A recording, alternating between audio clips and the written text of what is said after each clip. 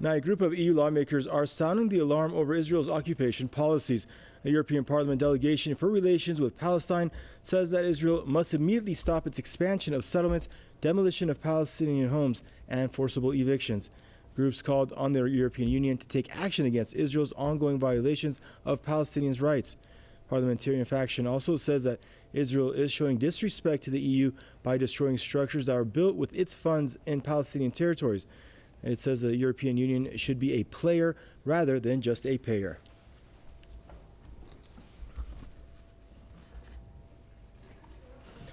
Now we're joined out of Peru for more on the story by Mr. Max Igan, radio host and political commentator. Now, Mr. Igan, more isolation for Israel. How much more of this kind of condemnation will we see before Tel Aviv makes some serious changes?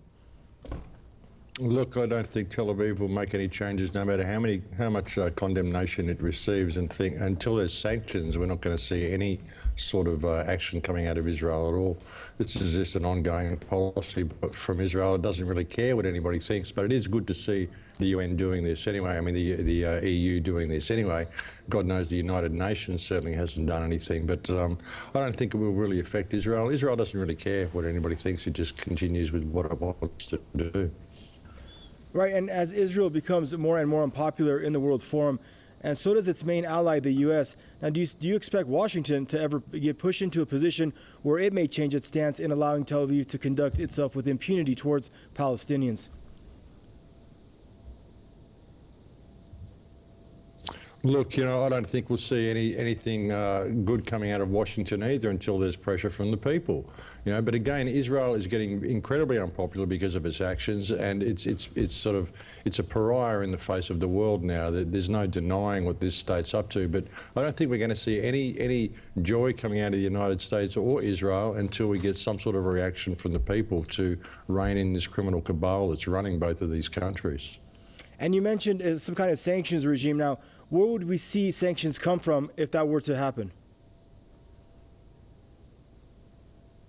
Well, it would have to come from the United Nations, but again, we're going to have to get some sort of fairness in the United Nations before we see that. I mean, the United Nations is a puppet show at the moment.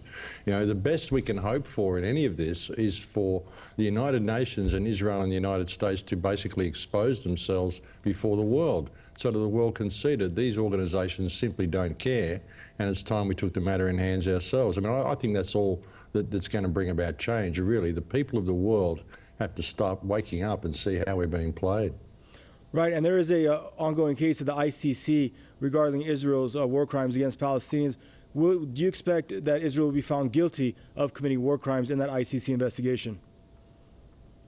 Look, I absolutely do. It should be. It's committing open war crimes now. I mean, we've heard rhetoric recently where they've been talking that, yes, the Geneva Convention still is in force. Well, Israel is breaching the Geneva Convention in so many ways now that the mere existence of Gaza Strip is a war crime, regardless of everything else that the state does. And it should be found guilty and it should be prosecuted. And if it isn't, well, it would just show what a farce the International Criminal Court really is. Thank you for your input, Mr. Igan. That's Mr. Max Igan, radio host and political commentator, joining us out of Peru.